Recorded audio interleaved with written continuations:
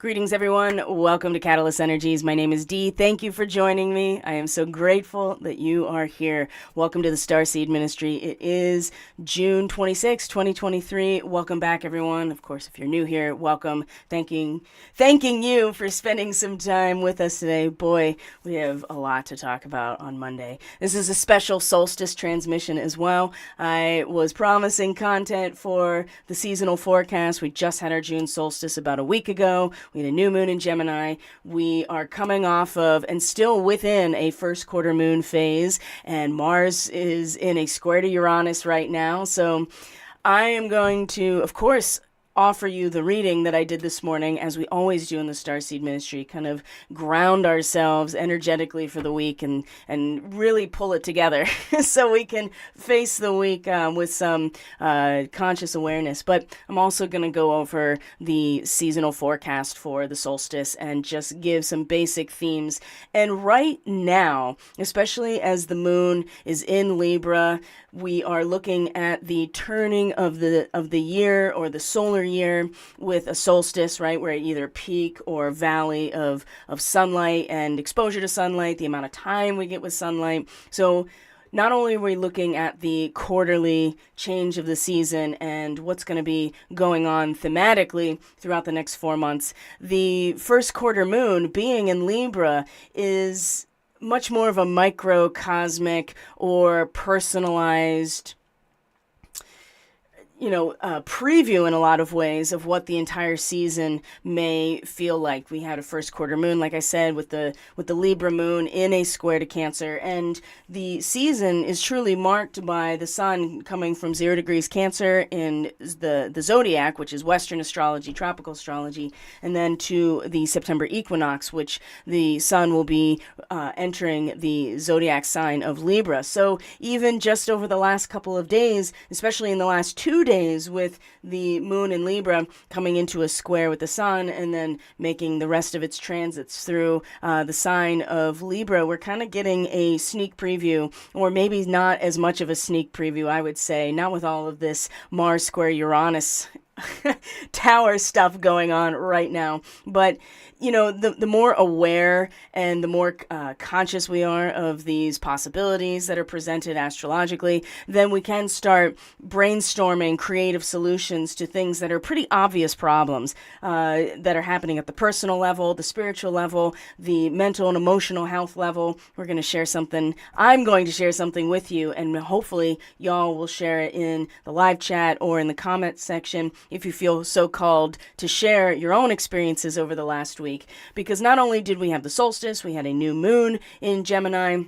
We just are coming off of a Mercury square Neptune with the moon in Virgo. So that is just all over the place right now. Mercury's about to enter Cancer. It's going to be in a quincunx to Pluto as well today into the next day. Really, I think today, honestly, as Mercury comes into Cancer, there's a lot of intensity right now, and there's a lot of things that we're really considering. And Neptune's going to station retrograde leading up to our next full moon, which is on the 3rd of July. And I have been feeling it this way for a while, and I kind of read Neptune retrograde as the clearing away of the fog, right? That it's all still very much that transcendent and solvent type of experience, but imagine that all the cloudiness of that solution has finally settled, and things have settled into a much more clear picture. And that can have one of two, well, probably multiple experiences that we're all going to have with Neptune retrograde. But imagine just like the fog clearing and having to still sit with what is at that level and have it not be so. It's certainly still undifferentiated, still nebulous, still incredibly powerful with Neptune and Pisces, especially in these last degrees of Pisces. It gets really, really foggy, very, very watery, dreamy. And so people will either start to wake up to what has been hidden in the fog the whole time, or and take that as their cue to be like, focused on creative solutions and not getting caught up in the horror of what is being revealed once the fog clears, or people are going to double down in many very uncomfortable and probably tragic ways in terms of really not being able to handle the despair of the Neptune retrograde. So this is a big signature of this lunar cycle because of the fact that the new moon was in a square to Neptune, but there will be a number of Neptune transits along the next 4 months. There's going to be lots of trines to Neptune, especially in its retrograde because of all the late Cancer energy, so the Sun and Mercury in particular. But once we come into Virgo season, and we're going to have Mars in Virgo, we're going to have Mercury retrograde in Virgo in the next season. Venus is going to station retrograde in Leo, and so she's going to be in Leo for a lot longer than the other bodies and luminaries and planets. But we have the sun we have Mars that's coming into Virgo, we'll have Mercury retrograde in Virgo, and it'll be in its home sign of Virgo for a while, and then we'll have the sun in Virgo, and they will all be in opposition to a retrograde Neptune. And with the T-square, as you're going to see on the chart, and I'm going to show it all to you as we go through this transmission today, with the T-square, with the Virgo moon opposite Neptune, just this weekend, in a square to Mercury in Gemini, the same place as the new moon. There is, that's always a recipe on so many levels for confusion, for miscommunication, for being misunderstood, and to being deceived in terms of what we're thinking and having our thinking be incredibly clouded. And then you have the Virgo moon at 28 degrees Virgo, that is the power of the will to just grab and seize power of oneself in that situation. And that can go a number of ways when there is a lot of deception and weakness and vulnerability floating around with the Neptune opposition, with the Mercury square Neptune. It is really intense right now. And I have this picture in the background. This was on Astronomy Photo of the Day today, and I'm less interested actually of the astronomy, strangely enough. But what I liked about it is because we're looking at Mount Everest kind of here in the background. So for those of us who need to maybe, recalibrate ourselves to that 30,000 foot view, this is just a reminder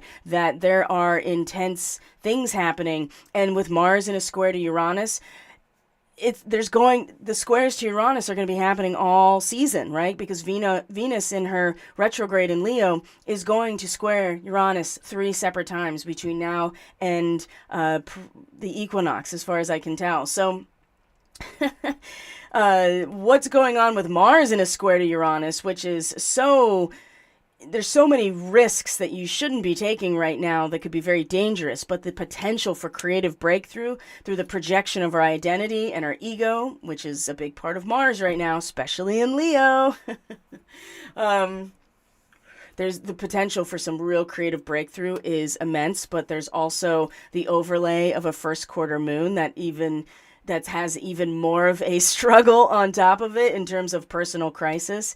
It can really trigger acting in a way that is actually more destructive. And remember, what did we see last week on the transmission in our reading? We saw the Tower card in its reversal. We're going to see similar connections today in the reading that I'm going to share as well, just so you can see that there is a theme that is continuing to present itself. So usually I go into the space weather type of stuff so we can just be, grounded in our situational awareness, our perception of what we are sensing. But I want to actually share a bit of personal experience and really encourage you to maybe take your own observations and experience, especially from last week, and maybe make some connections that maybe you've already made, and certainly to be solution oriented. And this is a really good way, what I'm going to share with you, to tie a number of threads together into something that is more of like a synthesis in terms of actual solutions and being cognizant of what's actually happening. And sometimes the cloudiness of still Neptune in its direct motion, I think, is a big part of it. And the retrograde factors into this particular set of experiences and observations that I'm going to share with you. So I'm going to check in with the stream real quick and make sure everything is moving correctly there.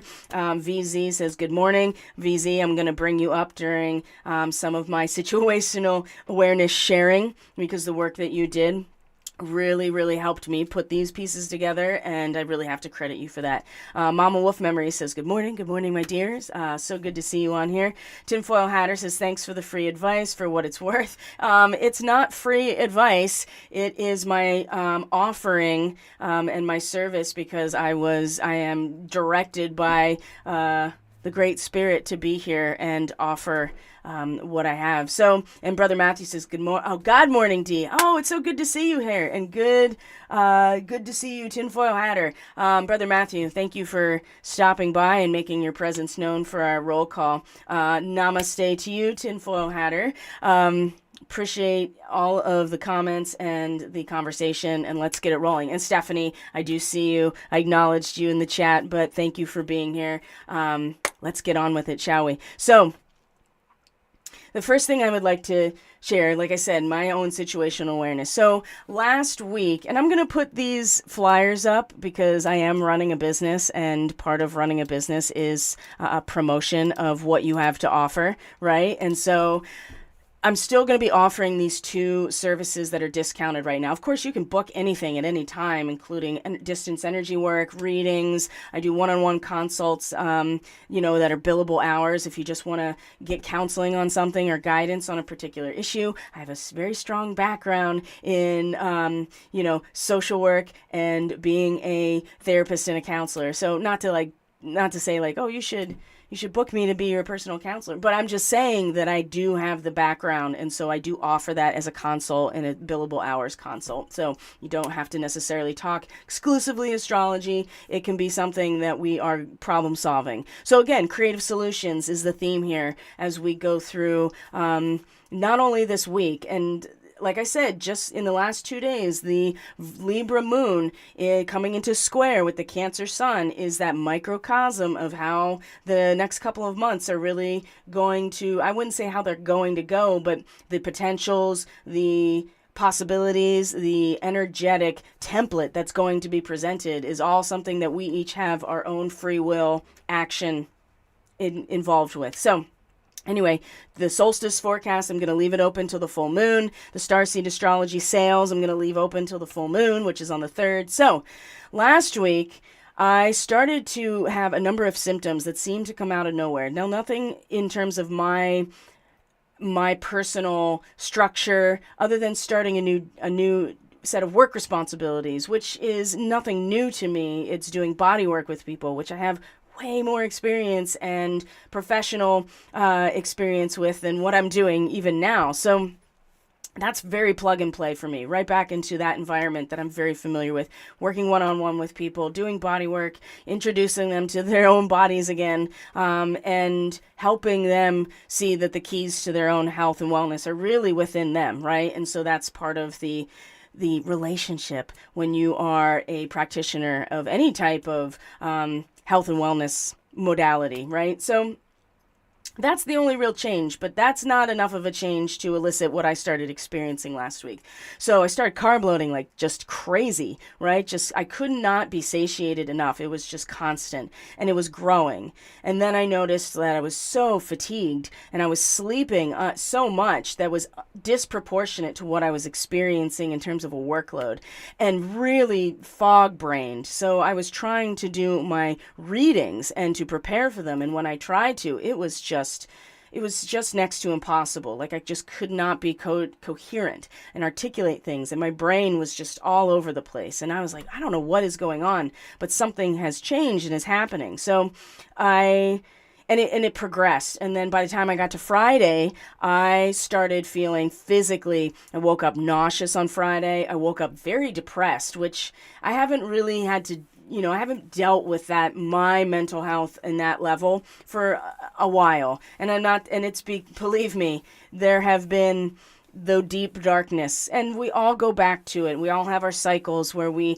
reacquaint ourselves with our own shadow and our own abyss, right? And so it's not to say like, oh, I figured it out. It's just been a while since I've felt that depression, and I was like, okay, something is really happening, because this isn't mine. Waking up nauseous, and even in my sessions with doing body work, there was moments that are like, oh my gosh, like am I gonna make it through this massage? Right? I was sweating. I was having a lot of the symptoms that I usually would start having leading up to when my vagal nerve was being basically impacted in a way that created like a seizure. And that's been happening since the 90s, right? And that's part of things that I'm going to talk about in a different broadcast. But especially with the Catalyst Classroom, because we are going to talk about the W-band and what that is. And so some of you already know what that is, and some of you don't know what that is, but we're going to go over it.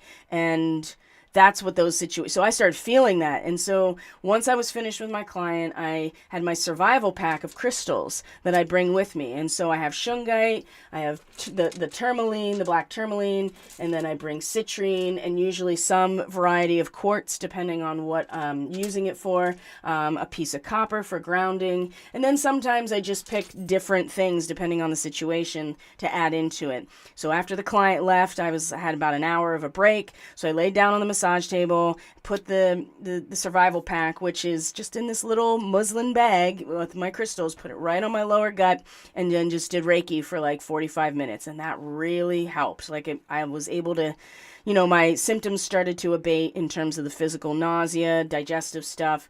I was not feeling kind of the emergency aspect of it. It was starting to level out. And then when I left, I went to the grocery store on my way home, and I was just like, my body was like, eat chocolate. And I was like, okay, something neurotransmitter is off here. And lo and behold, through the situational awareness sharing between me and VZ that day, because I had other clients that were feeling things, I had other colleagues that were having issues, and lo and behold, I was having every symptom of a serotonin deficiency that you could find. And I'm like, that is really, really bizarre. Like nothing had changed, but all of a sudden I was bottoming out with serotonin in a way that was not, like I said, it was not proportional to what I was doing myself, right?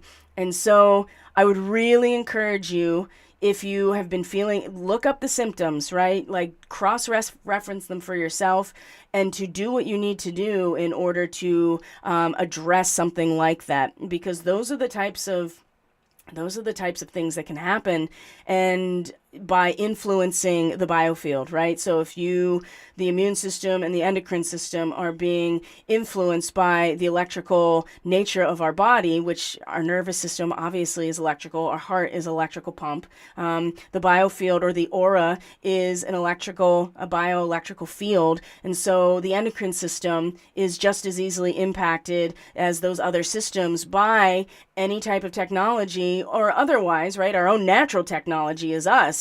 But any other type of technology that can influence that is going to also influence the endocrine system with very specific types of interactions, chemically, biochemically, through frequency, right? Cymatics, through light, all of those things. I just encourage you to take care of yourself in that way, and recognize that if you're starting to feel yourself like just bottom out in that way, and to be aware of how to at least implement a solution, right? So the solutions were, the biochemical balancing. Maybe you have to do something that boosts serotonin that's healthy for you. And consciously do those things, and do what you exercise, right? Any of those things that balances out the endocrine system is going to be very important. Or, any type of treatment, energy work wise, acupuncture, herbal, or homeopathy, those types of things. So I just encourage you to, if you haven't, really address that. And so understanding how the influence of electronic warfare on those systems is going to influence the way you feel, how you perceive situations, how you actually, respond to things, and then the physiological nature of how the digestive system in the gut, the serotonin receptors and the neuronal cells are also in the gut, right? And in the heart tissue. And that's something that VZ helped me to figure out as well. And yes, what a party this morning indeed. I flipped over to the stream to be like, oh yeah. Just to make sure that nothing went awry, because I'm just always expecting that at this point. So take care of yourself. And this is my story and sharing with you the ways that talking to other people and using your intellectual acumen here to actually consider solutions, right? Once I had the frame of reference of, oh, these are all the symptoms of serotonin deficiency, and then starting to put all those pieces together, then I was very easily able to be like, well, this works and this works and this works for serotonin, to address a serotonin deficiency. And then I did those things. And then I found my baseline, right? Now, I did other things that were like, oh, well, you kind of just screwed that up again. But the awareness is really important. And that's third house. That's Gemini, right? Mercury is about to leave Gemini. We're going to talk about the square to Neptune more when we can look at the chart and be more specific. We're going to talk about the quincunx to Pluto today as Mercury moves out of Gemini into Cancer, and realize that now that mental energy and the capacity to find a pattern, to establish a pattern, to learn, to discover, to explore, the world around us, our own selves, we need to start applying that intellectual acumen and our cognition to those places that emotionally support us. Because that's what Cancer really represents, is the family, the container that is created by an emotional bond, right? So that's a marriage, that's a family, that's your land, your tribe, your spiritual community, your inner power, right? Your connection to the land itself generates an emotional responsibility and stewardship and custodialship, So as we're getting closer to the sun conjunct Sirius, this is going to become a lot more relevant as well. So take care of yourself. Realize, maybe do some work around, putting some pieces together while we're still with Mercury and Gemini, so that you know what you're going to apply your mental faculties toward in terms of where you've situated yourself, where you've planted your flag. And that moon in Libra in a square to the sun as of last night, early this morning, was always that actional crisis in the lunation cycle. What do I do, right? Because the sun in Cancer is like, well, if you try as an individual ego, which is Mars as well, so let's just stack it on top of each other in terms of all of these types of dynamics. If you, as a personal ego, exclusively are attempting to basically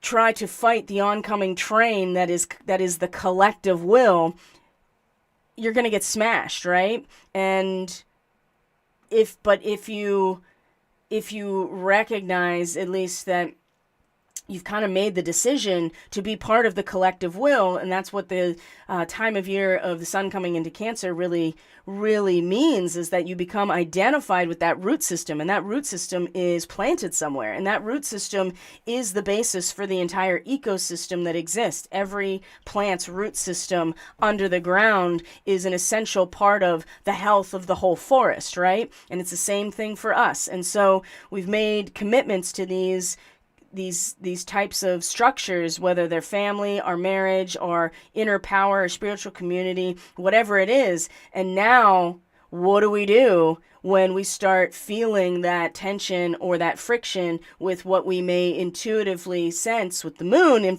In this case, how we can take ourselves to a new world, right? Like being aware in terms of those Libra themes. Like, it's not about, and this is what I just said this morning to someone, it's not about being right or wrong. It is, in true Libra fashion, is it balanced or not? And if it's not, then you have to actually work to balance it out. And that's what the rule of law sets up in our social contract, for instance, right? In our justice system. I know it's corrupt. This is not about that. This is about how the Libra scales function, which is that there is materiality that is being balanced. And in order to find the fulcrum, which is true justice, peace of mind, balance, fairness, you have to move things around. You have to be able to restructure yourself, or restructure the relationship in order to find balance. And there's a whole process that goes along with that. Remember, Libra is opposite of Aries, which is about the projection of our identity and subjective personhood into the world. It's the seed, right? Libra's the harvest. It all leads to there. And then from there, we balance everything out. So like I said, whatever's going on for you this weekend, whatever it is, right? It's unique to you. It's going to be based on your own personal experiences, the plan that God has for you, and all of that. But the potential geometry of the situation is showing that there's a lot of creative breakthrough energy with Mars square Uranus. This is... but also too but I know I can feel the big picture, or I can feel what balance actually feels like. But how do I get there, right? And Mars is like, well, let's go. And I'm not suggesting that isn't necessarily a good strategy. I think it's very situational, as we're going to, I think, see with the reading. I think if you want to put that energy towards anything of let's go, instead of destroying things, unless that needs to happen, rather than destroying things that have been, you've been brought to so far, just maybe consider that you don't, that the unexpected is part of the process of learning and waking up. And maybe it's more about the creative, innovative breakthrough that you can start conceptualizing, right? Problem solving, and solutions based on this urge to break out of a situation, or to break yourself out of a self-imposed prison. And we're going to see that in the reading today. So that's my situation. I wanted to come see if people have anything to say here. Hello, Fang. Good day, everyone. Very interesting conglomeration of people today. So thank you for joining us. I like bringing in some new energy here to this situation. So I'm going to take the flyers down here, but I just wanted to let you know also you can link right to them in the description box. It'll take you directly to the page where you can book either of these, or at the very least have a sense of what they entail. So the Starseed stuff is already discounted. If you're part of the monthly membership, then you have a 10% discount that you can apply on top of both of these. So I encourage you to do that. It's one of the benefits of being a monthly member. Not to mention, your weekly astrology, which you guys will be getting very soon. So let's look at the reading. I think that's gonna wow. That's gonna be, I think that's gonna give a lot of context and just visually be like, yeah, that makes a lot of sense. So let's look at it. And I'm not going to bring up last week's reading necessarily, but I will just point out that our outcome card, right, the one all the way to the right, the effect of this cause and effect relationship, was that Tower card reversed, right, which I talked about, blind chaos and blind destruction, and not acknowledging the change that is happening or about to happen, right, just being totally out, just not acknowledging it. I think I think there's a lot of things that I've seen and experienced and just observed that go to the heart of that, right? And I think, as opposed to blind destruction and chaos, which is certainly part of it, the willful ignorance and really just not acknowledging it feels way more in line right now with the nature of that reverse and Mars square Uranus, right? I mean, like I said, that's a huge breakout energy. People really rebel strongly with Mars square Uranus, especially Mars in a fire sign, because it's in Leo right now. Uranus in Taurus, which, when the landscape physically shifts, we all notice, right? Uranus in Taurus is not easy. The physical land. I mean, even Dutch Since, he just posted on his YouTube, like within the last 24 hours or less, right? I think it was probably last night. He's like, I'm not going to make any more videos for a while because it's just getting too weird. just wait till that fog machine gets clicked off and the fog starts to dissipate with the Neptune retrograde.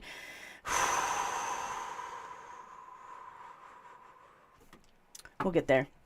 We'll get there, right? We'll talk about it, but I cannot overstress how difficult this is going to be. And it's not just Neptune, right? Saturn retrograde, Neptune retrograde, Chiron retrograde, Uranus will be retrograde this season, and Jupiter in Taurus will station retrograde this season as well. So all of the outer planets that have to do with the transpersonal experience, and certainly in some ways to not really address the individual exclusively. From Jupiter all the way to Pluto, these planets represent signs that have to do with the top of the chart. So all of that's going retrograde. We really are going to have to start addressing ourselves down to the individual personal level because of Mercury, Mars, the Sun and Moon, obviously. Venus in her retrograde in Leo. So here we go. Here we go. We've seen this a number of times, but here we go again. The 10 of discs, wealth, it is reversed. This is our causal factor. So this is Mercury in Virgo. Mercury rules, at least co-rules the sign of Virgo. I also have started reading Chiron as the co-ruler of Virgo. Chiron in its best, right? Chiron in its, process of sacrificing the hybridization in order to truly return back to and heal from his own suffering, right? Because that was the only way. The only way that Chiron could heal himself from his own suffering was to basically give up his hybridization, which allowed him to be immortal, among other things. But it didn't save his ass either. So he did a lot of good when he was acting out of that hybridization. But when it came down to his own healing, that's where he had to sacrifice his own ego and his own projection of who he was and let go of that, which he did, right? He took on mortality and then he was able to die, right? Otherwise, he would have been in pain forever based on a wound that he could not heal, nor could he die. So anyway, Chiron is the co-ruler of Virgo. Mercury as the ruler of Virgo is really just the psychopomp going into the underworld. It is going past the gates of Cerberus and being the hermit, right? And so in reverse, right, the 10 is also kind of the end here of the and the people who are into the Kabbalah, the people who are into the tarot, that whole crew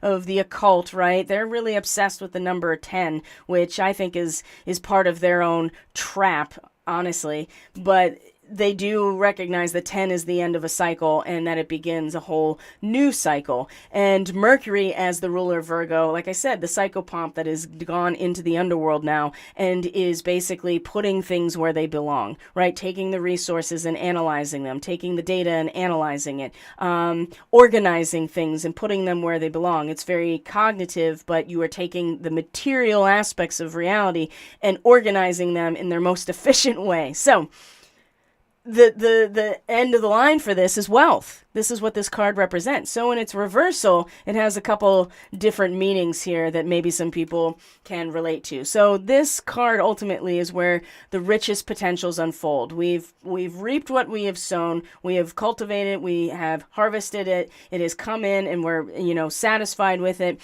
And this is where it all unfolds into this perfect form, supposedly. Now, when it's reversed, it is and this is the manifestation of the fruits of our labor, truly. What we have been putting everything into and becoming aware of it. So if you've been productive to the point of excess, it's important that you distribute it generously. Otherwise, energy that is not used for creation becomes destroyed. And again, this is part of problem solving, creative solutions, because if you find yourself with a problem and you are not, it will lead to destruction if you don't take that buildup of energy, even as a problem or some sort of friction, and distribute it into your solutions.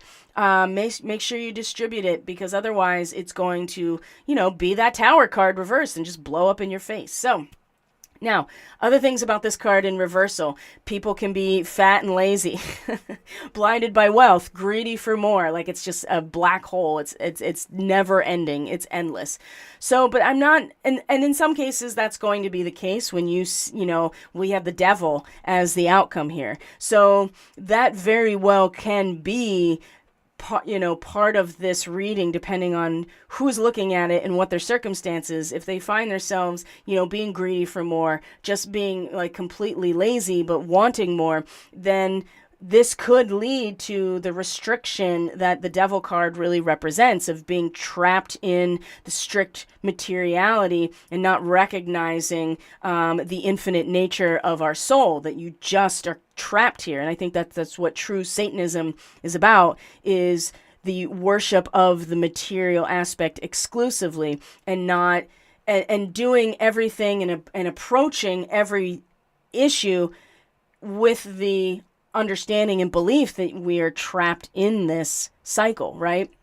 So that is one way that people who are greedy for more are going to find themselves basically, reaching that point of like, you know what, I'm just going to sell my soul, right? It's going to be transactionary, and that could be one way this goes out. But I don't see how that could be if people are completely unaware of the stuff that is surrounding it, which is the gift and the guidance and the wisdom cards around it. If you just take the middle here and see that people are ready to bust out of the prison, it's really going to have a lot to do with, well, how you are addressing this energy coming into the rest of it, which we will be talking about. So there could be challenges and setbacks financially for you. And your investments may have lost a lot of value, right? That's also what this could represent. And I feel like that is very relevant, considering Uranus and Taurus, right? Taurus being the actual currency, the actual currency that has value, what does have value, but also, too, the value of what is, right? The fixed earth. I mean, the soil is by far the most... That's what I tell people especially when they ask about growing, when they're growing, they want to grow their own medicine, for instance, or cannabis. And they're like, what's the thing? And it's like, to me, I'm just like, it's the soil. It's the soil. That's my own garden too. It's the soil. I put more energy into conditioning my soil than anything else, because that is where the inherent value truly lies. And that is what feeds everything. So anyway, your investments may have lost value. It may be time to reevaluate your position and choose a course of action that will help you regain a sense of self-worth and a sense of security, right? You may have come to manifest the fruits of your labor, and you're just like, you know what? This is not shaping up to be what I initially thought the value of this investment was going to be, right? And there's nothing wrong with that. That's just a matter of taking that setback and that challenge and turning it into a creative solution, okay? So maybe it is time to reevaluate. And then we get our Prince of Cups. Now, this is upright. And I do feel like that this is in some ways the energy that we just had with the Mercury in a square to Neptune, because the Prince of Cups is the air of the water. And you can see in this card that this individual he's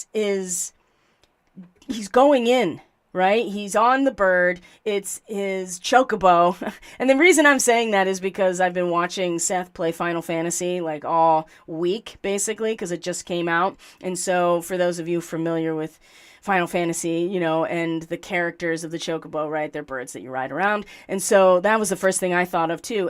But this bird is going in to the water, right? It's going down into the emotions, into the feelings. But from a position of, the bird on top of the helmet really suggests that there's a strong connection to the cognitive, intellectual, mercurial energy. And Mercury in Gemini, yes, was in a square to Neptune just over the weekend. So in that square, there's so much confusion and deception and all of those things when you have anything square to Neptune. But our minds, our communication, the way we think about things and perceive them was really challenged. And so going into underneath, diving into deeply into the feelings is something that is at the heart right now. And so the fact that it's upright does suggest to me that there is a sense of doing this consciously, intentionally, that we have a reason that we are getting into this space. It teaches us how to shape our desires into reality, the Prince of Cups. And this does represent us as people, or people in our lives, or someone we know who is acting in this capacity. And so there's a lot of very artistic intention here with this card, compassion and love as well, because it's a mindset of actually diving into the realm of feeling and emotion. And also, too, it represents how to explore our dreams and desires and how to propel them into everyday life. And this goes along again with creative solutions. Yes, we have a setback, we have a problem, we have a challenge. There's tons of them. They're not going away. They're going to keep coming up. And so how we address them is a function of, I think, a lot of this energy. And so the more I feel like that we can embrace this opportunity, especially with Neptune, it won't be hard. You see how the clouds behind the prince are also, kind of dispersing in some way. And he has a bucket with a snake in it, right? And so there's that really powerful serpent energy that is contained, that is right over his heart. And he's got this rattle too. I'm getting this like shamanic vibe too, which makes sense considering that we're about to have the sun conjunct Sirius, which many of the Sirian Starseed clients that I have, they do their psionic abilities, their natural, intuitive types of psychic, their gifts and their talents tend to be more towards this shamanic role. And so part of that, they use a rattle, they use chanting, they use dancing and drumming because it has an actual impact on the frequency of the molecules around them in the atmosphere. That actually does matter. So I'm getting a lot of, this is a good thing. It's like, yes, there have been challenges. Something has not shaped up to be what we had put the energy into, right? And now we're just like, you know what? I'm going to go down into the depths here and really discover what's going on and how I feel about this. And maybe what's going on in the more nebulous, formless dream state. Maybe we have to explore. And this, at the heart of things, I think we're all kind of being propelled into this anyway. So now what I find really interesting about this reading is Caught in the Ruins. Now, number 16 is the same as the Tower card in the Thoth Tarot, well, all the tarot. The Akashic Tarot is a base 8 system, which I really like because it's not the base 10, which as much as I use the tarot, it's important to understand that it's their system of the 1 and the 0, the binary code, right? The digital realm. And so it's important to have that awareness as you're using these modalities. It's not that they can't be functional, but the Akashic Tarot is an 8-base system, which I really like a lot more. That's the octave of a major scale. It is in Gnosticism, right? The 8 and the 888 is connected to Christ. It's just a number that I just have a stronger, for me personally, I just like it more than the 10. So I like using this deck in terms of where is our energetic alignment right now. Caught in the Ruins is pretty self-explanatory. So where are we gathering our power from? Well, it depends. Are we going to keep feeling like we're trapped in this situation, especially knowing now that things have not, come to fruition in proportion to what we've invested, right? Or we're having challenges in our material realm, whatever it is.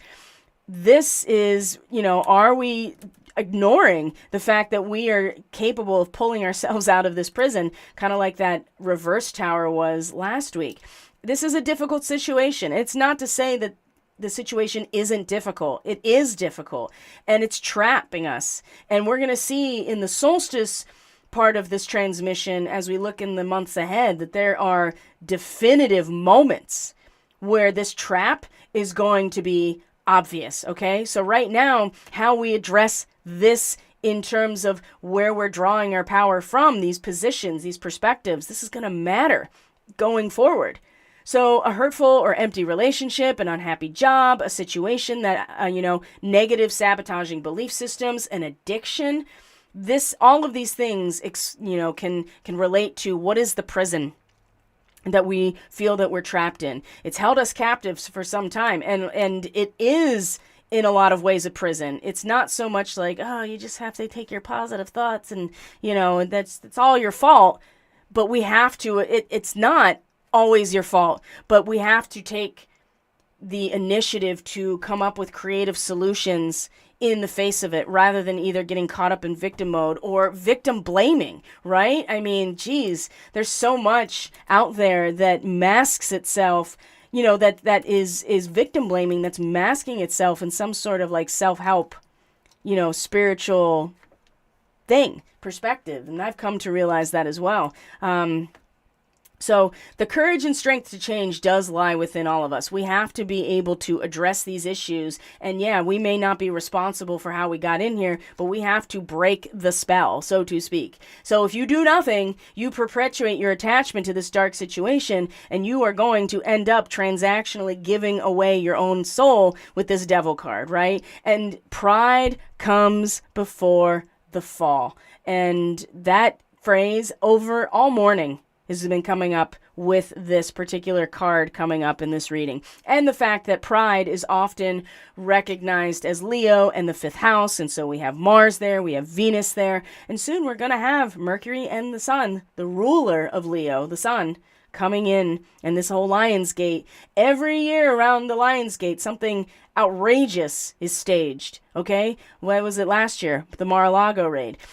The dropping of the nuclear bombs in Japan, Lionsgate, right? I could go back and we could just start unpacking Lionsgate, social types of things that happen, right? Out in the macro. It's a really high button time. So we got to be aware what's going on with ourselves as that's approaching, which is early August. So if you do nothing, you will stay trapped here. Right? And it'll be, and I would say with Neptune coming in its retrograde, it won't be hard to see like, oh, the fog is cleared. And I realized you just look up and you're like, I never knew that there was no roof to this place because it was just covered with fog. And I just sat here, waiting, either not even realizing or waiting for it to dissipate. So just be aware of this. Okay. If you do nothing, it's on you at this point, right?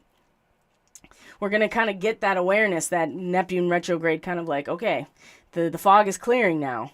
Now, in terms of where we're releasing our power, the 8 of Keys, which is half of 16, by the way. So I thought that was really interesting too. So the Master Artisan, and this is about having the opportunity to offer your talents, your gifts, your purpose to the world. You may be teaching, you may be training, you may be demonstrating your gifts or performing them publicly, whatever they are.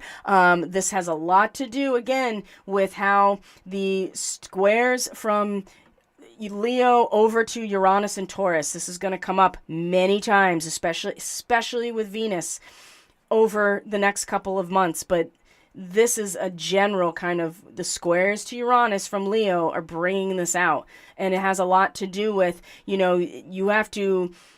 going to be led to demonstrate your gifts or to perform your talents, or be offering your gifts into the world, even if that's sharing compassion with other people. That is a gift, right? And you have the opportunity to take advantage of this, build your reputation, and be a master, right? If you are realizing here that you are trapped in this situation, and part of releasing yourself is releasing your power into some sort of masterful position of what you've learned from this situation, passing it on to other people, teaching it, or at least demonstrating it in some way. So I find that to be, and this is a card that's been coming up a few times somewhat recently. So this energy of what we've already accomplished and putting it out there very materially, whatever that is for you, is very, very strong. So, and here we have our Devil card. So I don't often read it the way that it is offered in the normal reading of Thoth Tarot, because it's basically like, oh, Lucifer decided he wasn't going to serve God. And so this is what that means. Is like, I'm not going to serve God. I'm going to serve myself. That has its consequences, right? And when you feel like these souls trapped in the process of the wheel of karma, right? This is we can see the symbolism here, number one, right? It's pretty obvious what's happening.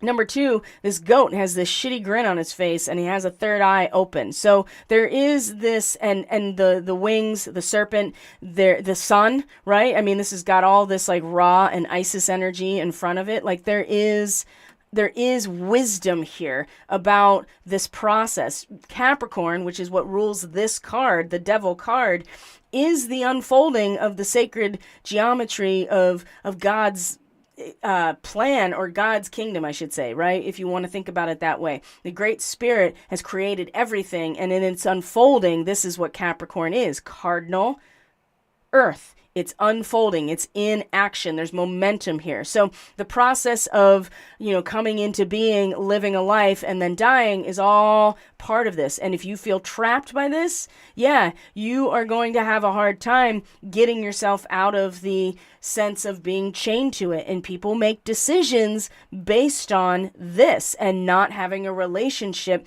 to that and who is responsible for all of this, right? So people are going to be making their choices. And I think the thing is we've already started that process with the sun coming into Cancer, because that's all about making a decision, right? You make a decision of where you're going to be planted, right? Whose flag do you have planted, or whose flag is hoisted on your ship?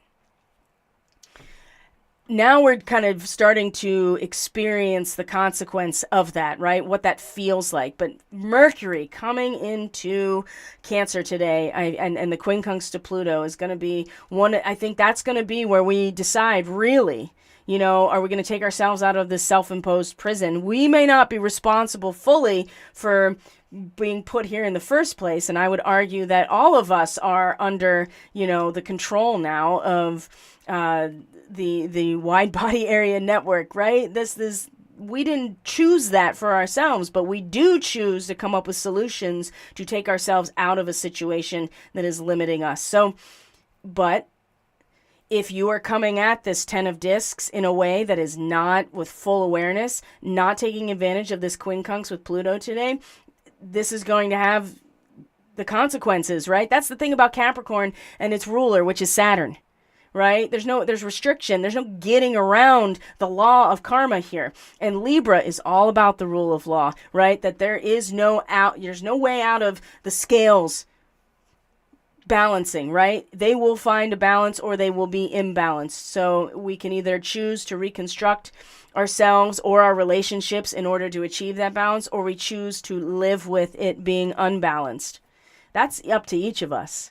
Right? We have a lot of work ahead of us right now, on top of having to basically bear witness to all of the people who have not been, right? And who are going to feel, a Neptune retrograde with a mass serotonin deficiency that has been basically deployed through various means. It's not going to be pretty. It's not. And this is not to be doom and gloom. This is to reinforce us to take responsibility for ourselves and recognize where we are out of balance. And that's been a message over and over. And so once we get to the equinox, we're going to have to deal with that. So right now, we are, in the next 4 months, we are living with the experience of, who are we and how are we expressing ourselves individually? Because that's going to be a big part of how September through December is going to be experienced, because October is going to be, it's going to be something else. This is when Pluto stations direct.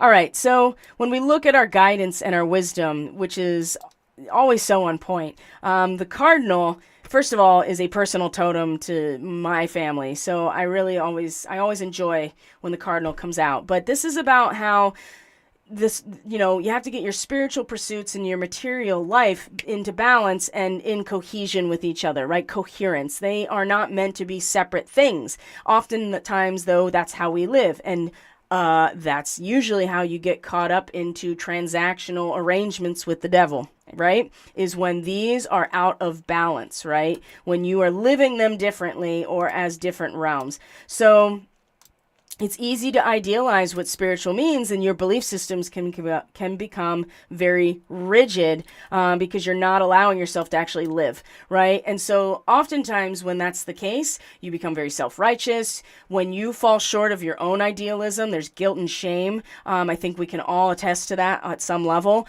Or that arrogant judgment toward other people can be projected because they are falling short of your sense of idealism. And there's no such thing as perfection, except in the moment when you are having your relationship with the Great Spirit or God in every living moment. So, and that's how you bring these two aspects together, is in each moment, the choices you're making with your words, your speech, your deed, your behavior, as much as you can. And at least being aware if somebody is modulating your behavior, which is happening. So you can... and also too, you become unable to enjoy, just being in a material aspect of life because you're so ungrounded and so in these upper chakras that you don't even want to really be here in this existence on Earth, right? So being polarized in this way where you're like, this is my material, not, feet on the ground life, and then my spiritual practice is something different that happens over here. When these two things are separate like this is again, you become very ungrounded, and it's very easy to lead you astray. And I'm not saying you directly, I'm with you. That's like a general we. It's very easy to lead us astray. And all of these Neptune transits are definitely leading to that as well. So the cardinal is here to be like, get it together. Literally, the spiritual, material life, they're not meant to be separate. You want to bring them into some sort of balance or cohesion or coherence. And to add to that, from the Raven's Eye Oracle, is the card Symposium. Union, totality, and yes, there is duality, right? There's no getting around that. That's the nature of how we synthesize and alchemize our experience into something that is meaningful and purposeful. So it's not to say that there can't be these experiences. Our job, our whole role to be here is mastering the symposium, right? To take the duality and find, not the problem, reaction, solution bullshit. That's not what I'm talking about. That's not what I'm talking about. I'm talking about real synthesis, right? Real transmutation and alchemy. And the only way that it's real and not the bullshit Hegelian and the Hegelian dialectic is not in itself bullshit. The way that it is used as a tool, that is bullshit. The only way to get out of that and still acknowledge and work with the duality as it exists is the Holy Spirit coming into the equation, right? That is the trifecta. So this is just adding to, the union, the totality. And perhaps had you not been trapped in this limiting situation, you would not be able to conceptualize the fact that you could take yourself out of it. So that, for me, I always get brought back around to that perspective when I'm struggling with someone or a situation, is finding the blessing in that limitation that allowed for me to recognize my ability to have creative solutions, right? Had I not experienced a week of serotonin deficiency, as much as it really set me back in my workload, basically, I would not have been able to have that awareness to that extent to be like, oh, these are actual solutions I can employ. So that's one way to consider things as well if you're working with challenging situations. Instead of being like, oh, it's not fair, why me? Or just completely outsourcing it, which a lot of people are going to do with Neptune stationing retrograde. They're going to just double down on their delusion and just go off into fantasy land. So womb of the universe. So when it comes to the Eight of Keys, you can feel at ease with what you've mastered already, I think. Personally, right? We all have stuff to learn, and there's no ceiling on any of this, but we have mastered our experiences that we can pass on, we can publicly demonstrate, we can share with other people and pass on what we have learned. And I feel like that this suggesting that we are really, and this is very Cancerian, by the way, right? Perhaps if we have that 30,000 foot view, for instance, and our custodial stewardship to life and to Earth and to our role in the divine plan, perhaps that we can feel a little bit safer and at ease with what we have to offer. I think, again, very Cancerian with Mercury about to come into Cancer, with the sun now in Cancer, right? And soon the conjunction to Sirius, not only with the sun, but also with Mercury. This is going to be something that we can take advantage of to a certain extent, especially if you know you have Sirian starseed markings in your chart. I feel like that this time of year is always a time when those folks are able to tap into where their real mastery does stem from. So maybe you are one of those people and you are able to tap into the energy of the womb of the universe, and you are allowing people to feel safe and at ease with their own growing pains, right? Maybe that's what you're doing.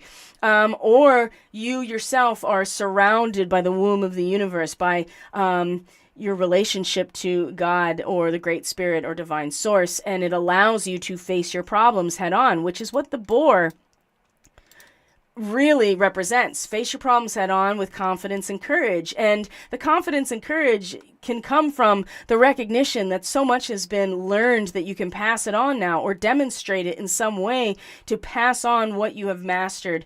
And maybe you're passing it on in a way that is facing your problems with confidence and courage.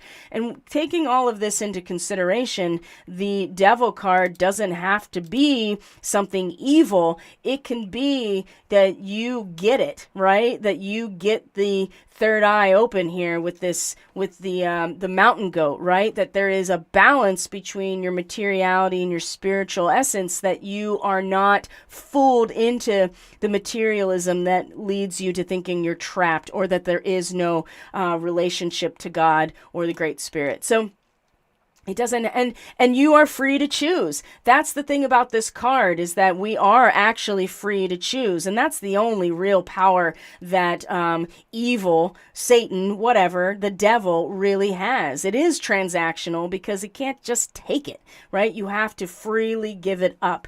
And this card really does represent, no matter what, you are free to choose. You can stand there and stay chained. You can cast off the chains and still be aware of this energy and the value of the experience of physicality and materiality. But that doesn't mean that you have to stay trapped.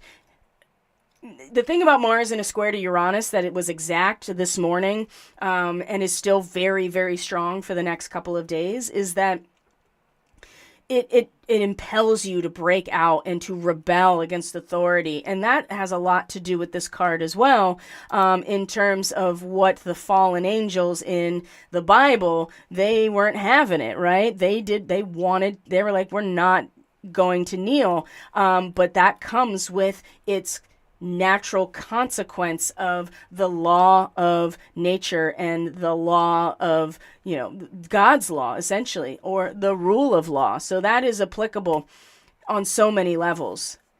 But I feel like that there's a lot of good guidance surrounding this. And for those of us who are, whatever your struggle is right now, just realize that it's an opportunity. It's not about victim blaming, like, well, you just created this for yourself because you have negative thoughts. Well, no, people make decisions that create all kinds of situations all the time. It's based on what we do in the moment every time. Free choice means that we have to be responsible.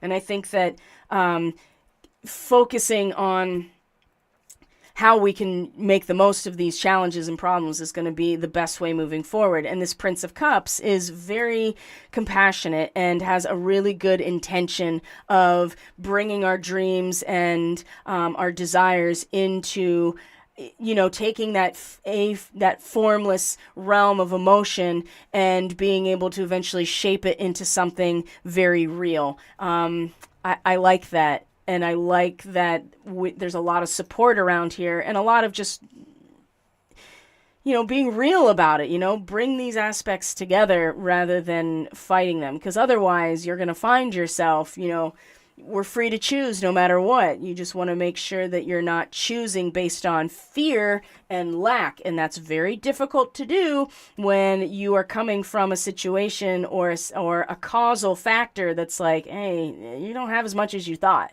right? This is how people have gotten, conned into lots of things, right? So now we're going to go into the astrology. First, I am going to kind of come into the stream and over to the chat here and see what's going on and answer any questions and just be part of the conversation. I hope you guys are talking to each other as well.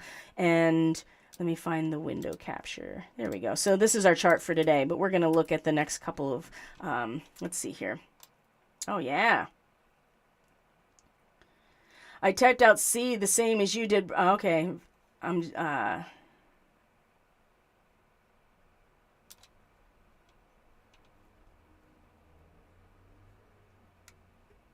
Get your house in order, certainly. Not much to me left in the lap of luxury to do, so before it's forced upon you from intense happenings. Yes. I see what you said.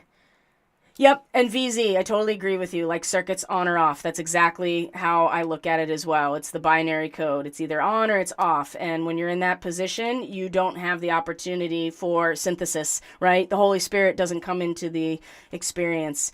Lionsgate was a massive shift in the heavens. This year will be even more intense. I totally agree with you. Mama Wolf Memory says, I saw a cardinal earlier. Power of red, beautiful bird. Yeah, I love them. Absolutely. And they are a totem. The mountain goat, can that also tie into climbing Mount Meru? I don't know much about tarot cards. Yeah, certainly. Because the mountain goat is, the idea here is the mountain goat, in order to traverse that very narrow pathway, has to be very focused and singular in its motion and its direction, right? There's an accomplishment, which is to safely get around the switchback. So absolutely, I mean, that certainly can be applied to that situation. Lucifer ascended in 8 ways to be like the Most High God, to take his place. This is wrong, of course, in intent, and no way correct, yet Mount Meru is the Almighty One mountain.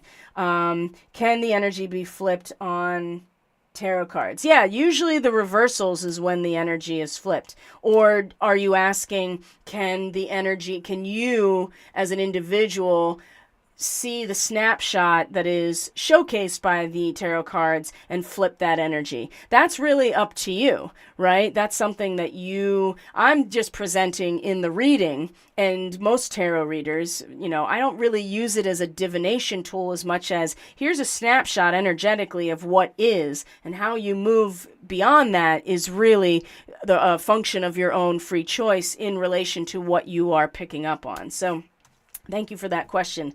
That's a good question. And just kind of, to familiarize ourselves with these modalities, even if they're not functioning in the same, cosmology that we function under, it's still good to know how it's being utilized and what it references, which is why I use the 10-based system tarot cards for the horizontal axis when I do a reading, because that's the cause and effect relationship that is strictly material and physical. So, and that seems to be a lot of what those particular belief systems and modalities that function or focus on that system, right? This is the Thoth Tarot was created by Crowley. Let's be real here. So they focus on mediating those actual events, right? And the idea that they want to be gods, they do not actually serve or love God or the Great Spirit. And so trying to bypass that is part of that. So they're steering a lot of those events. The Akashic Tarot, for me, is more about, okay, so where's our energetic access in the moment? Or axis in the moment. And we take those two energies that cross and meet each other at the heart, and then we move forward in the way that we choose to move forward. So that is very individual and it's very personal. So here's our chart for today. And we're going to just look at the general themes moving through the next couple of months as part of the Solstice transmission. So if you are a monthly member, then you're going to be getting your weekly astrology tomorrow, and we're going to go much more detail leading up to our full moon. There is a full moon on the 3rd, which is next Monday. There's going to be a full moon forecast for the Capricorn folks because that's where the full moon will be. Certainly, if you're interested in the lunar transit forecast for you personally, that's an option as well, something you can book.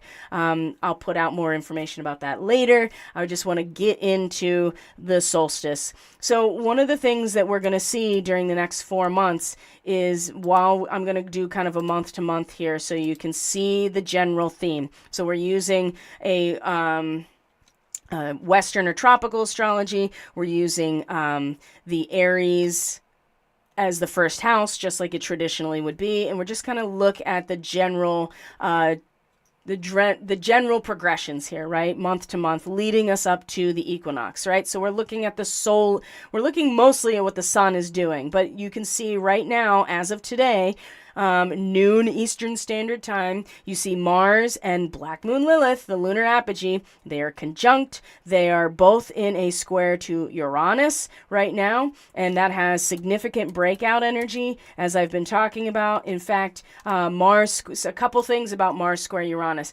It gives a strong urge to break free from restriction, right? Just like that caught in the ruins, and rebel against authority. Well, whose authority are you rebelling against? That's something you're going to have to answer for yourself. Awareness of this dynamic energy can lead to innovative and creative breakthroughs and a new personal life. Now, Mars is the planet that rules the first house, rules Aries, and that is your personal life, your subjective identity projected into the world. And so that's what Mars is acting on. It's actionable and really bringing up that strong urge to break free. So an original outlook may lead to works of creative brilliance or scientific breakthroughs even, especially talking about Uranus, but you should avoid impulsive actions and taking dangerous risks, right? This is a very dangerous transit if people are not, especially Mars and Leo in a fire sign like that. It could really do some damage. So, and with Black Moon Lilith conjunct Mars, the shadow of the feminine all wrapped up into this, it's... it could go sideways really easily, and that reverse tower card could be very present in people's lives right now if they are not cognizant of what is happening from that 30,000 foot view on the top of Mount Everest. So the other thing that happened, like I said, is that earlier overnight was the moon in a square to the sun, and even though we may have an underlying, very personal, relationship experience, right? That Prince of Cups going into the water, right? Using our mental space to, or our intelligence to make sense of things that are emotional, right? Or feeling based. Even though we're having, what do we do as we are in a time with the sun in Cancer where we're much more identified and sustained with that root system and what it means for us emotionally? Where's our character coming from? Are we identified with our own confidence and self-esteem? This is the sun in Cancer. And identified and sustained by our family, by our strong emotional bonds. And we still have to kind of live with where we have situated ourselves, even though we may start to discover how by the time we get to the end of the season, we may need to restructure ourselves emotionally in order to achieve that balance. And this first quarter moon, as they all are, is like, okay, what do I do? We had the new moon. It was in a square to Neptune. All the confusion and fogginess and deception and vulnerability, all of those themes, right? That it is, whatever is squaring Neptune is usually a problem. Having a new moon square the Neptune, put the watermark of that on this whole lunar cycle. So the first quarter moon is like, okay, so what do I do? What am I going to do in turn? I know that part of my intention here is to step out in many ways and repolarize myself, right? It's like coming out of your safe forest encampment and going back into society. And it's like, well, I have everything I need right in here. Why do I need to do that? I think what we're going to find here is like it's not what we all, we were deceived or we weren't thinking or seeing things clearly. Maybe we're just going to have to bear witness to the clarity that is going to ensue and still have the courage to step out into the world as things are being made visible to us, right? As the solvent or the solution, like I said, it's all settled to the bottom now, right? So we have to kind of contend with what is, right? Do we have the right proportions in our solution? Are we going to have to add more? Did we add too much? Like, is it in the perfect proportions? These are all like chemistry questions, but you should, it's a good place to kind of get your mind in terms of thinking about the interactions with different elements and different constituents and how it creates things, because chemistry is, the basis of alchemy, right? So I think that there's still so much reverberation with the new moon. Now we have another disturbing of the waters of our peace of mind in some ways too. So with first quarter square. So like I said, Mars is square Uranus, the first quarter moon, it's all happening right now. And so it's ripples are really strong. The wake is really strong. And we're trying to just, figure out how to rebalance ourselves right now. So when we look, we're going to look ahead the next 4 months, right? Just to watch what happens. So we come into the end of July. And there is a very particular transit that's actually almost an exact month after the solstice itself. And this is, in fact, the box we're not getting out of. When you see it, you'll see exactly what I mean. Okay, so you see that there is this big square. This is called a grand square in astrology. That means that each angle here is a 90-degree angle, and it's with Pluto in its retrograde, the sun in the last degree of Cancer, okay? And any of these signs, when you get to the last degree, you are getting to like the mastery level of it. And by this point, which is actually going to happen just a couple of days prior, the nodes are going to shift into Aries and Libra. This is one of the biggest transits I see, is this nodal shift over this next 4 months. The nodes of the moon are in a sign for about 18 months before they transition or progress. And so we're about to change into a whole new set of energies here and archetypal references to the underlying unconscious soul drives of all of us right now. We've gone from Taurus and Scorpio over the past year and a half, which is about power and currency and resource and how we do business, what our power dynamics are actually, and how that really pushes us forward to a new sense of value, right? Now we're going to be in the signs of Aries and Libra, which is, again, the subjective projection of our identity, our ego, our self, and Libra, which is the rule of law, right? This is what the balance is in relation to whoever is in the relationship, right? This is the moment of truth, right? With Libra, this is the law, and this is where things are distributed, and so we have to find a way to balance them. So, and that's the south node. So the north node of the moon pulling everyone into the direction of the subjective experience is going to, especially because Chiron's been here for how long now in Aries. And, that's like the basic self-worth wound that we've all been dealing with, and the sense that just being naturally ourselves is truly enough. And, the spark of life comes from God. And so if your spark of life is coming from anywhere else, and or you are envisioning that, then this is something that is going to be so much stronger with the north node here now, because it's pulling us in this direction. So you're going to really want to know, where does that spark come from?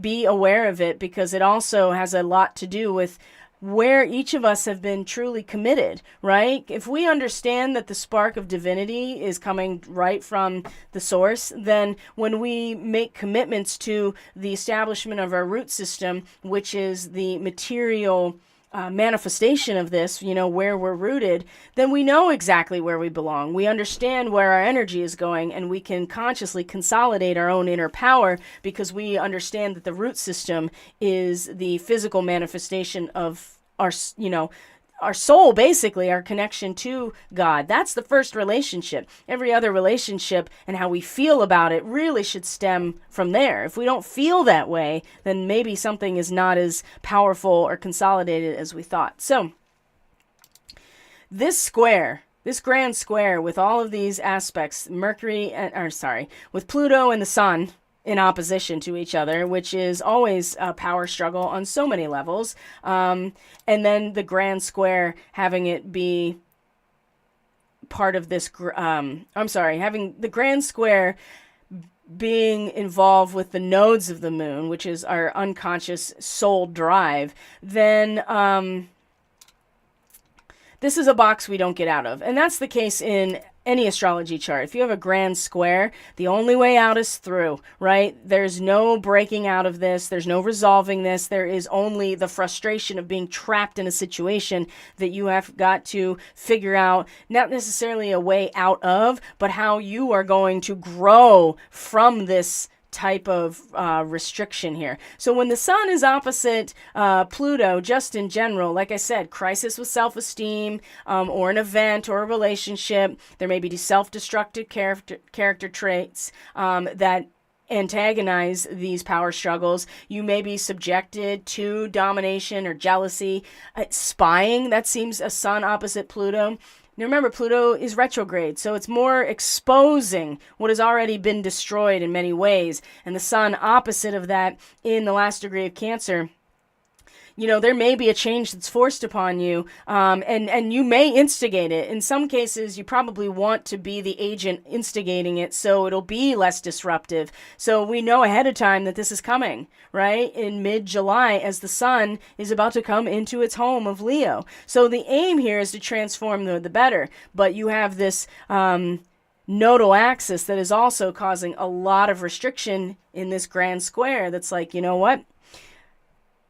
There is a boundary to our potency and our desire, right? The seed must be planted. And I will say that this is the degree of the eclipse on April 20th. It was 30 degrees Aries. So now officially the north node, the ascending node, is now at this zodiacal degree. So we're going to get kind of a callback to what was happening in April and its connection. It was also in a T-square to Pluto at the same time. So we're going to get this callback. The other thing that is substantial, as you can see, is that Mars will be opposite Saturn. And this is right along the axis of Alpha Draconis, right? So Draco Starseed stuff is going to just go through the roof here.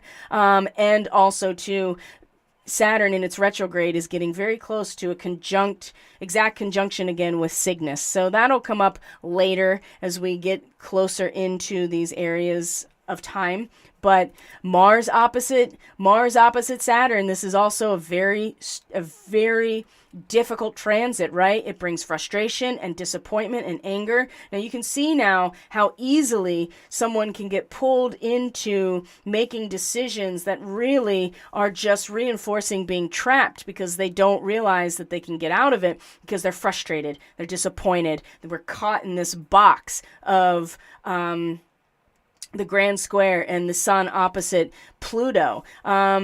And you may feel like other people are standing in your way. And like I said earlier, you may experience change that is not due to your own instigation, but maybe you kind of get ahead of the curve here and you do it. Well, Mars opposite Saturn is like, people are standing in your way and things that you want are unfulfilled. And so you get disappointed here. And the resulting outrage,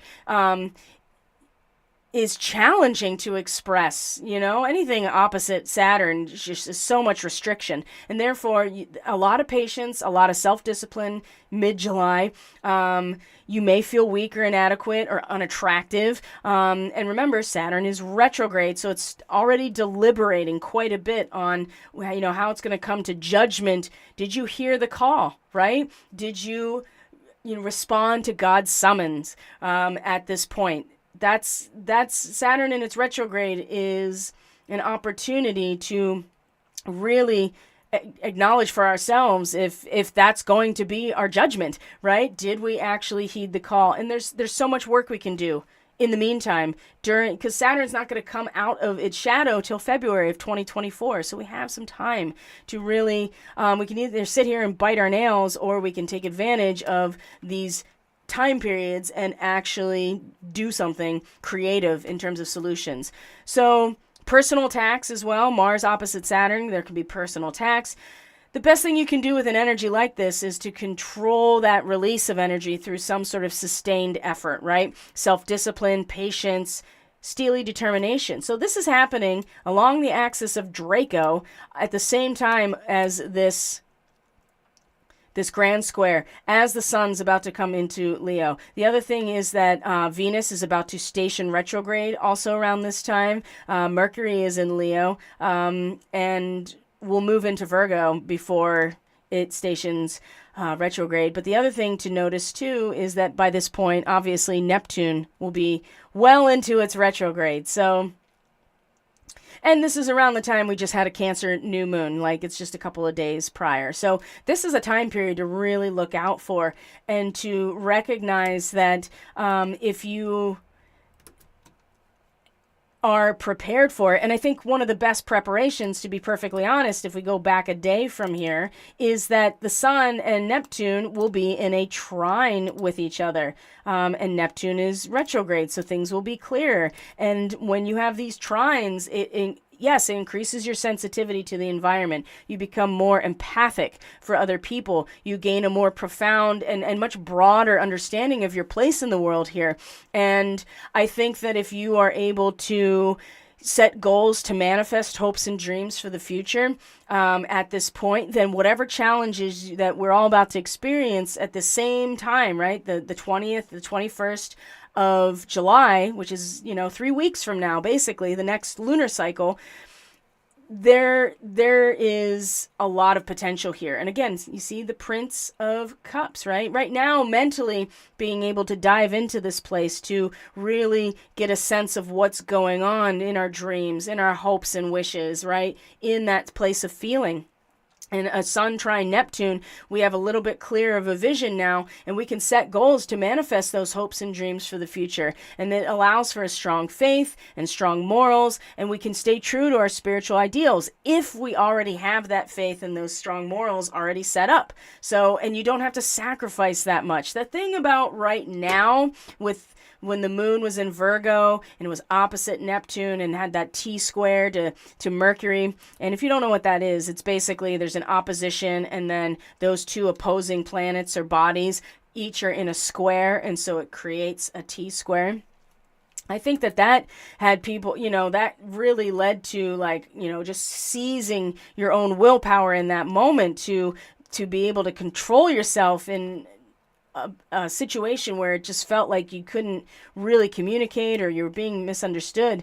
But this Sun trine Neptune, I think, is going to be very beneficial coming into that grand square and a Mars opposite Saturn, okay? And right after that is when Venus stations. So if we go, this is again coming into Leo season, we're going to have Venus come into her station for retrograde, and Chiron is soon going to station as well. And you can see that here. So by the time we get to the end of July, Venus and Chiron, both fire signs now, are going to be retrograde, but the sun will come into Leo. So there will be a different infusion at that point. And of course, Mercury is going to square Uranus during this time. So in about 3 weeks or so, we're going to see another one of those moments that's going to be like, some sort of like crisis that's going to show up. It's really going to challenge us to keep our eyes on the prize, whatever it is. And hopefully it's, the Great Spirit or God, because that's going to be the only thing that really, gives us the direction that we need to go in order to, basically pass the eye of the needle. And that has a lot to do with the Lion's Gate, a lot. And the Lion's Gate is coming up from this point. We're looking at early August. So Of course, Mercury square Uranus is very exciting and changes to your environment, but it also may be upsetting news or things you didn't expect. So again, there's a need to be flexible, to be open-minded, to have to take advantage of an increased ability to see things from a different perspective. And again, mishaps in communication go along with a Mercury square Uranus. So that's something to be aware of. This whole time period from the 21st, 22nd, 23rd of July is pretty strong, okay? So if we keep going, we'll go the next month, right? And we'll talk way more about the Lionsgate, and I'm going to have specific reading sales for that and all kinds of other stuff. So I'm not going to get too much into it right now. I'm just going to show you here, once we get into Virgo season, that we have all these oppositions to Neptune in its retrograde at this point. So when, like Mars, we'll have Mars opposition. We're going to have Mercury opposition. Mercury is going to station retrograde right at the degree, by the way, the degree of Mercury stationing retrograde is the royal coat of arms, right? The breastplate of the high priest. So Mercury is going to station retrograde at that degree, 22 degrees Virgo, go back to 8 degrees Virgo, station direct, and come back to 22 degrees Virgo. And not only that, but that's going to also come up, I think it's going to be the Virgo new moon is also, I am almost positive, is going to be at that same degree. It's in my notes, so when we get to that point, I will confirm it. The breastplate of the high priest, right? Filled with precious stones. It's not an allegory. This is literally about protecting your biofield with, the different qualities of stones over your heart chakra, right? The more that you can start thinking about this materially and literally, the better off we're all going to be, instead of and this is about the cardinal, right? These are not relegated to two separate places. The things that are happening energetically and spiritually, and I don't even know why I'm holding the labradorite. I just grabbed it. And I think that's because this type of stone, the labradorite, at least the one I have too, is got this hologram, it looks like the Northern Lights. And Labrador being kind of like in the Arctic area in terms of Canada and stuff. But it does allow for that kind of higher vision in some ways, to be able to tap into those upper areas in terms of our awareness. So it's not just an allegory, and it is about literal, like, protecting your aura and your biofield through the actual use of these elements, these minerals, right? That weren't created by us. They were created by God, right? And they all function in their own way. Just like I told you about when I was having my issues last week, and I put my survival pack right on my gut, and I did Reiki with them. It really made a difference, and it does make a difference. And so creating grids, using them in your own practice, right? And there are lots of different ways that we can utilize the frequency, basically, as a means to protect ourselves. And that is going to come up a lot in August, right? The Mercury retrograde in Virgo, new moon in Virgo, right on that degree of Virgo. So that's really important to be aware of. And the fact that we're going to have all these oppositions, not only to Saturn, right? Because Saturn's in Pisces, but also the oppositions to Neptune. And also that we're going to have a Mercury. There's so much that's happening. We're going to have a Mercury Cazimi in Cancer in much earlier in this season. We're going to have Venus retrograde's also going to be in a conjunction with the Sun as well. The multiple squares to Uranus. It's going to come up over and over and over. Oh, I see. The new moon is actually at 24 degrees Virgo. So that's still pretty close, though, but that's not the exact degree. I'm still trying to find the Mars, there we go, the Mars opposite Neptune transit, because this is not, again, another discouraging type of transit, especially with Mars, that's just, ready to act certainly with some patience and some determination in Virgo, but also very perfectionist oriented. And opposite Neptune, extra stress, performing only leaves us more susceptible to embarrassment or illness or disappointment, self-deception and being deceived by others, right? Mars opposite Neptune. This is not the time to chase rainbows or take risks. That's very interesting, huh? And disappointment and loss are likely if you become assertive or try to achieve something that is your strong desire. And it's not to say that you shouldn't try. It's just not the best time to be doing it. Then you have Venus in a square to Jupiter. I mean, oh yeah, the Mercury retrograde starts on the 23rd, okay? And the 28th of August is where Uranus stations retrograde as well. And so that shifting landscape is about to get internalized big time by the time we come to the end of August into September, and that's when Venus stations direct. So, oh yeah, there is a new moon.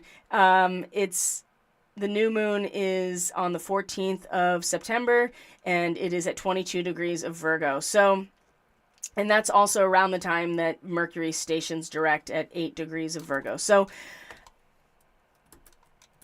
if you want more specific information, this is definitely a reading that you can book for your own personal forecast. And I definitely pick out the transits that are the most relevant to you based on your chart. But I feel like that July time is going to be another really big crisis time. And then we come into August and we're going to basically see what we're made of. And if the root system is truly going to hold, if our service and our discipline and our patience is going to be able to handle the clearing of the fog that Neptune retrograde represents. And Uranus is going to station retrograde, but then all the personal planets by the time we get to September are going to be moving forward again. Right? And that is Venus, that's Mercury, and that's, Mars isn't retrograde at all during this time, but everything at the top of the chart, or everything that has to do from Jupiter to Pluto, it's all going to be retrograde. So by the time we get to September, we're going to be really taking the personal experience and applying it to the relationship, the social contract, how we are interacting with those things, and the larger transpersonal planets that have to do with, the social relationship as a whole in a variety of ways, that we're all going to be going through a rewind in some ways, or certainly going back over what has already been traversed with all of these outer planets. And then they are not energies that we necessarily personally control. We can influence what happens based on everybody's personal choice, but the personal planets of Mercury and Venus and Mars, as well as the Sun, have a lot more to do with what we are each individually doing, and that's going to be much more directed at the areas of individual expression into relationship when we come into September. And this says to me that we're really all going to have to start growing up, basically. And I'm applying that to myself as well. Like we're all, and that's a function of things that we have no control over individually coming to our front doorstep. And if we have been willfully ignorant, if we've been deceived, Neptune in Pisces is a lot of deception. And we've had so many opportunities to see it. Every time there's some sort of troublesome transit with Neptune, we have the opportunity to see it or at least feel it. And with with the Prince of Cups right now, this is our moment. I feel like that we can take our cognition and really address how we feel about things, because that is a barometer for us personally and a gauge, right? That really lets us know what's going on. And it's not so much, that what we feel is a reflection of what is true necessarily, because if you're being hormonally influenced by neuromodulation, by electronic warfare, targeting our bioelectric field and having an influence on our endocrine system, then you're feeling depressed, or you're feeling certain things that are not proportional to what you're actually experiencing in your daily life. So you have to be aware of that too, right? But right now is, I feel like, our opportunity to take responsibility and to recognize where we are limiting ourselves, and to realize that we are the only ones that can take us out of those situations, right? We may not have put ourselves there, but we have to we have to craft our creative solutions to get out of those situations or to utilize our problems as opportunities, because otherwise we're going to stay trapped. And there's going to be a lot of people that it's going to be too late before, and that's already happening, but it's going to become less bypassable unless you do something in particular, like you feed your addiction, right? People going into the psych ward, right? People having mental health absolute breakdowns. It's going to happen. So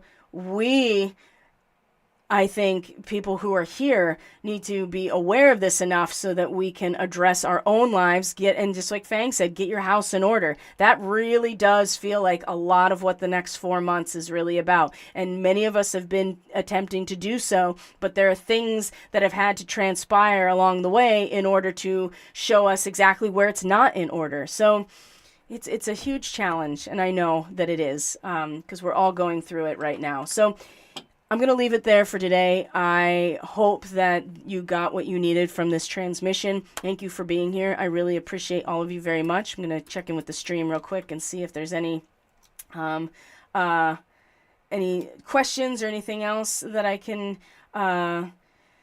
address. Somebody said something about node is in node of the moon. How do you mean this? Physically with the moon or sun halo system, you can actually see the nodes? No, they're not actually physical objects. It is the point where the lunar orbit crosses the ecliptic plane. And so there's an ascending node and then there's a descending node. So it's more about it's a place that crosses. There are two positions in space that cross each other. So then they represent the unconscious drive of the soul's growth and evolution in the natal chart, and the transiting chart represents all of us and where that trajectory is taking us. But it's the crossover of the lunar orbit to the ecliptic plane. So